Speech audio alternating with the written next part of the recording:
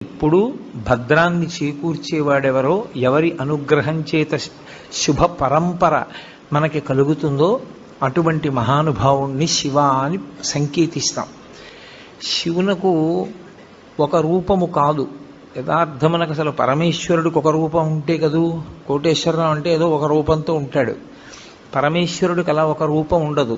ఆయన చేసినటువంటి చేష్టితముల వలన భక్తులను అనుగ్రహించాలనేటటువంటి ఆయన యొక్క కారుణ్య తీవ్రత వలన ఆయన అనేక రూపములను